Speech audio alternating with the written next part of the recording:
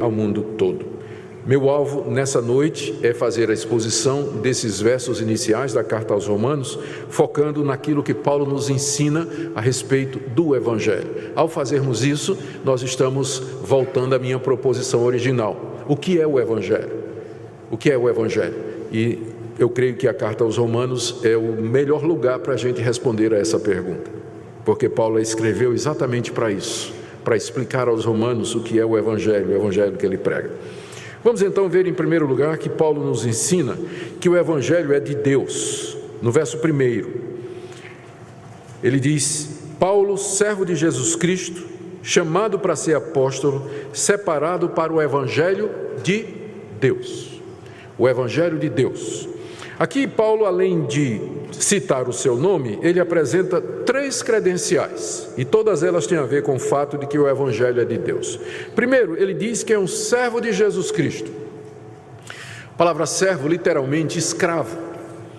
Ele é um escravo de Jesus Cristo. Ao usar essa expressão, o apóstolo Paulo está indicando a sua devoção a Jesus Cristo e a sua submissão a Ele. Ele é um escravo de Jesus Cristo. Os seus leitores entenderiam isso muito bem. Havia 100 milhões de escravos no Império Romano. A escravidão era uma instituição reconhecida e legalizada naquela época.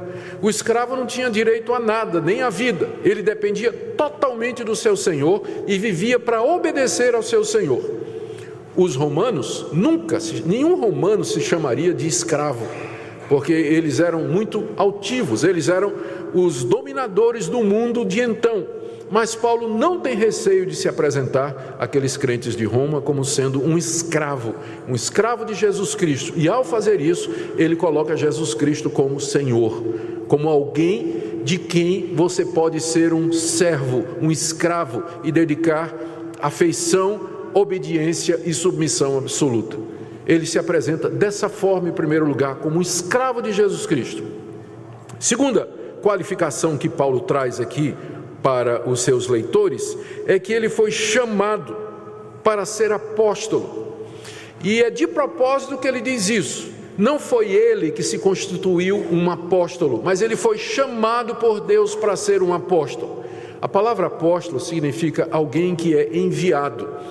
E indicava naquela época uma espécie de delegação, uma pessoa que recebia a autoridade de outra para representá-lo nos negócios. Esse termo apóstolo, ele era usado na época do apóstolo Paulo, tinha sido usado um pouco antes do apóstolo Paulo, no mundo romano e grego, para designar os comandantes dos navios que eram enviados de um determinado porto, levando uma carga para ser entregue em outro porto. Então o nome primeiro do navio era apóstolo, depois virou do comandante do navio e finalmente virou uma espécie de preposto, alguém que vai com a autoridade de outro representá-lo em algum negócio.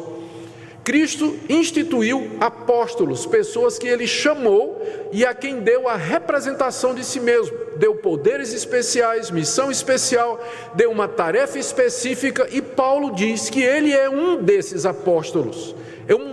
É uma dessas pessoas especiais que Deus levantou para serem representantes de Cristo e levar avante os negócios de Cristo aqui nesse mundo. Só que Paulo diz que não foi ele que se colocou, mas ele foi chamado por Deus. A origem do seu apostolado é na vontade de Deus, e ele sem dúvida está se referindo ao que aconteceu naquele dia que ele foi para a cidade de Damasco, como fariseu, como judeu, perseguidor do Evangelho, com o objetivo de encontrar cristãos, trazê-los presos para Jerusalém para serem julgados e, quem sabe, até mortos. E no caminho de Damasco, nessa missão que ele tinha recebido da alta liderança dos judeus, Cristo aparece a Paulo no caminho. Cristo ressurreto aparece no seu corpo glorioso diante de Paulo. E ali ele não somente traz aquele fariseu arrogante aos seus pés, mas também lhe dá uma missão. E diz: eu te levantei para serdes a minha voz e o meu representante em todas as nações do mundo. Naquele dia, Paulo foi convertido a Cristo e ali ele recebeu o chamado. Ele foi constituído apóstolo, chamado por Deus para pregar o Evangelho, para lançar as bases da igreja.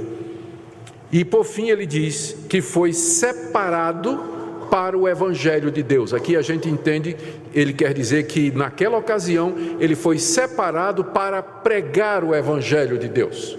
Deus o separou ali para pregar o Evangelho de Deus. Há um jogo de palavras aqui na língua grega que não aparece no português. É que a palavra separado em grego, ela tem a mesma raiz da palavra fariseu. São as mesmas consoantes, é a mesma raiz. O nome fariseu apareceu há cerca de 300 anos, 250 anos antes de Cristo, durante a Guerra dos Macabeus, que foi uma revolução que os judeus fizeram porque não aceitavam a influência de potências estrangeiras dentro da sua religião e da sua cultura. Quem liderou esse levante foi um sacerdote chamado Macabeus, ele e toda a sua família. E aí, desse movimento de reação contra a influência estrangeira em Israel, surgiu o grupo dos Hassidim, os separados, em grego fariseus. Os fariseus então nasceram como sendo um grupo religioso dentro de Israel que queriam se separar da influência estrangeira. Eles queriam manter puros a tradição de Israel, a religião que Moisés havia entregado, e é aí que surge o termo fariseu. O fariseu era alguém separado, ele não se misturava com as práticas pagãs, não se misturava com a idolatria, não queria saber da cultura helênica, e aqui Paulo faz um jogo de palavras, porque Paulo tinha sido um fariseu, e dos melhores, treinado aos pés de Gamaliel. Mas agora Paulo é um fariseu, mas um fariseu de Jesus, né? Ele diz que ele me separou, é a mesma palavra, para o Evangelho de Deus. Ele foi separado, ele que tinha sido antes um separado, um separatista, vamos dizer assim, defensor da lei de Moisés, mas agora Deus que lhe apareceu e o chamou para ser apóstolo, diz: agora você continua sendo separado, só que para pregar o Evangelho de Deus, o Evangelho que eu te dou, as boas novas que procedem de mim. Servo, chamado e separado para pregar o Evangelho de Deus, final do verso 1, o Evangelho de Deus, ou seja, aquelas boas notícias que procedem de Deus. O motivo desta apresentação que Paulo faz, eu já disse, não é? Ele quer dizer que todas estas coisas têm origem em Deus. Foi Deus quem o fez um servo de Jesus Cristo, foi Deus quem o chamou no caminho de Damasco para ser um apóstolo, e foi Deus quem o separou para pregar o Evangelho. Com isso ele está dizendo, esses boatos que correm a meu respeito, de que eu sou um mercenário, de que eu me fiz apóstolo, de que eu me coloquei nessa posição, isso não procede. Vocês conhecem a minha história, eu fui um fariseu, eu fui um perseguidor, eu era um servo das tradições do meu povo, mas Deus me transformou completamente e Ele me estabeleceu como pregador desse Evangelho. Paulo quer então assegurar os romanos a quem ele escreve, de que de fato ele é um servo de Jesus, separado para pregar o Evangelho, e que esse Evangelho não é uma invenção dele, mas é o Evangelho de Deus, o mesmo Deus que o chamou, o mesmo Deus que o constituiu, é o mesmo Deus que lhe deu o Evangelho, as boas notícias.